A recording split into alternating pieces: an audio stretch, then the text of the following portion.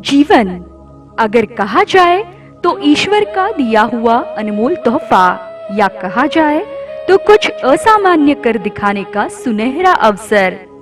जीवन की ओर देखने का हर एक मनुष्य का अपना नजरिया होता है, लेकिन इस जीवन के सफर में कुछ लोग ऐसे भी हैं जो अपने जीवन में एक विचारधारा और कुछ महत्वाकांक्षी सपने लेकर जीवन को वास्तव में सुंदर बनाते हैं। उनमें से ही एक है श्रीमती अनु और श्री प्रसाद मोहिते।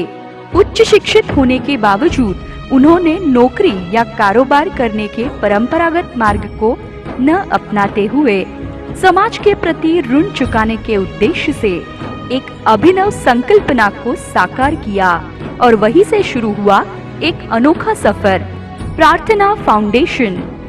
सामाजिक कार्यों के प्रति एक जुनून को प्रत्यक्ष रूप देते हुए मोहिते दंपति ने प्रार्थना फाउंडेशन की स्थापना की। एक ऐसा आवासीय प्रकल्प जो सड़कों पर रहने वाले बेघर बच्चों को हक का घर मुहैया कराता है। प्रार्थना फाउंडेशन बेघर, निराधार, वंचित, उपेक्षित बच्चों के साथ साथ बेघर, मानसिक रूप से बीमार वर्ग के लिए सोलापुर में काम करता है। एक छोटे से किराए के स्थान पर शुरू हुई इस यात्रा में प्रार्थना बालग्राम और वृद्धाश्रम के लिए प्रार्थना फाउंडेशन ने अब अपने खुद के हक की जमीन लेकर कार्य का विस्तार किया है। आश्रम का निर्माण कार्य प्रगति पर था। इसके लिए सोलापुर शहर जिले के साथ साथ समुदाय के अन्य दानशूर लोगों ने मदद के लिए हाथ बढ़ाया, लेकिन जैसे जैसे काम आगे बढ़ा कोरोना की आपदा बढ़ती गई।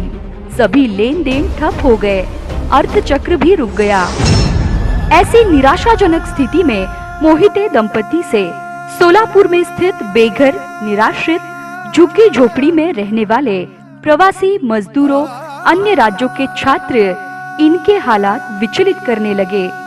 कोरोना महामारी के इस विकट स्थिति में कोई भी भूखा नहीं रहना चाहिए, इस विचार को मूर्त रूप देते हुए सामाजिक ऋण चुकाने के नेक उद्देश्य से प्रार्थना फाउंडेशन 22 मार्च से पिछले 45 से 50 दिनों के लिए अन्नदान का पवित्र कार्य कर रहा है।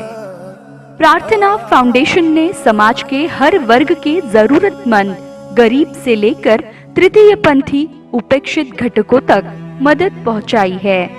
इस कार्य का स्वरूप देखा जाए तो एक दिन में 300 से अधिक लोगों को, यानी कि अब तक लगभग 22,000 लोगों को चाय, नाश्ता और 2 समय का भोजन दिया गया है। साथ ही अब तक 1000 से अधिक परिवारों को इस संगठन के माध्यम से किराने का सामान, सब्जियां, जीवन आवश्यक चीजें, खाद्य किट प्रदान किए गए हैं। और जब तक लॉकडाउन रहेगा तब तक इस कार्य को चलाने का प्रयास प्रार्थना फाउंडेशन पूरी टीम के साथ करता ही रहेगा। सध्या मला माहिती आहे की आपल्या आमच्या प्रकल्पाच्या काय सध्या अडचणी आहेत। म्हणजे अक्षरशः मी लोकांकडनं मागतो दरवेळेस की संस्थेला हे कमी आहे, संस्थेला ते कमी आहे, पण ज्यावेळेस मी ह्या सगळ्या गोष्टी पाहिल्या, म्हणजे एक अनुभव आणखी सांगेन तुम्हाला की ज्यावेळेस आम्ही जेवण वाटायला जात होतो तर आम्ही बघितलं की एक माणूस अक्षरशः भूक लागली म्हणून तो माती खात होता। ही परिस्थिती बघितली आणि वाटलं की नाही, आपण जितकं करता येईल आपल्याला तितकं आपण लोकांसाठी केलं पाहिजे।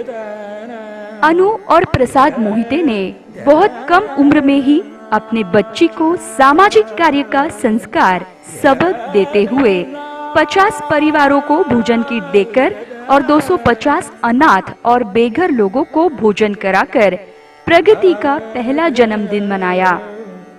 प्रार्थना फाउंडेशन ने विशेष रूप से कार्य के विस्तार के लिए अर्थात आश्रम के निर्माण के लिए समुदाय की ओर से मदद स्वरूप मिली हुई पाई को विधायक कार्य में लगाते हुए कोरोना की इस लड़ाई में 3,50,000 रुपयों का बहुमूल्य योगदान दिया है। आपण बघतो की संस्थेच्या माध्यमातून आपण प्रार्थना बालग्राम हा प्रकल्प चालवतोय आणि तो प्रकल्प उभारण्यासाठी आम्ही महादान योजनेच्या माध्यमातून जनतेकडून किंवा लोकांकडून आम्ही अक्षरशः रस्त्यावर उतरून 1-1 रुपया जमा केला होता। साधारणतः 2-2.25 लाखापर्यंत निधी आपण जमा केला होता। तर तो एक रुपया आम्ही ह्या सध्या लॉकडाऊनच्या काळामध्ये कोणी उपाशीपोटी राहू नये, कुणी कोणाची उपासमार होऊ नये, ह्या सगळ्या कारणासाठी आम्ही तो एक रुपया अनाथ आश्रमाच्या उभारणीचा एक रुपया आम्ही ह्या लोकांसाठी अन्नदानासाठी आम्ही सध्या खर्च केलेला आहे। अनु और प्रसाद मोहिते ने आज की युवा पीढ़ी के लिए इस संवेदनशील विचार को आगे बढ़ाते हुए और इसे हकीकत बनाकर एक बेहतरीन मिसाल कायम की है।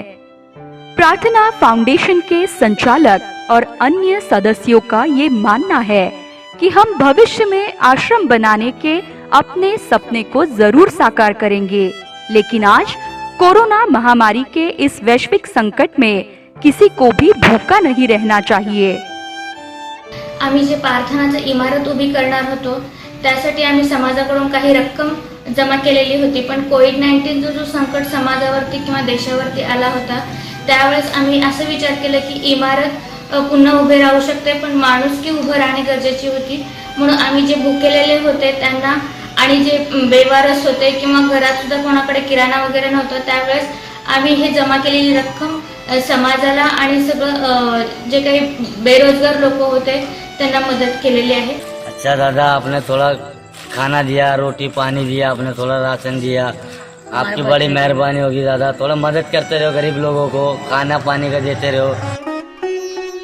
प्रतिदिन फाउंडेशन की ओर से भोजन बनाने और वो लोगों तक पहुंचाने के इस सामाजिक कार्य में गोविंद तिरंगारी, मुकेश जमादार, रोहित कोळेकर, सिद्धरैया पाटिल, प्रसाद बिराजदार, कोमल वडवेराव, रोहिणी लेंडवे और कई अन्य लोगों का सहयोग प्रार्थना फाउंडेशन को मिल रहा है।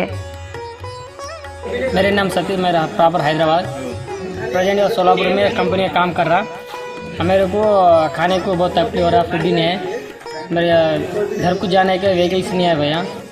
ये प्रार्थना फाउंडेशन से हम लोग सपोर्ट कर रहा, फूड ला रहा है। एक समूह जो कड़ी मेहनत, दृढ़ता, समाज के प्रति संवेदनशीलता, सामाजिक कार्य और जीवित मानवता का लक्ष्य सिखाता है। प्रार्थना फाउंडेशन दरअसल कोरोना की इस लड़ाई में प्रार्थना फाउंडेशन द्वारा किया गया योगदान सराहनीय है और सोलापुर के सभी लोगों को इस पर बहुत गर्व है। लोगों के कल्याण के लिए सदैव तत्पर प्रार्थना फाउंडेशन का उज्जवल सफर। प्रार्थना फाउंडेशन के सामाजिक कार्य के इस सफर के लिए ढेर सारी शुभकामनाएं। धन्यवाद।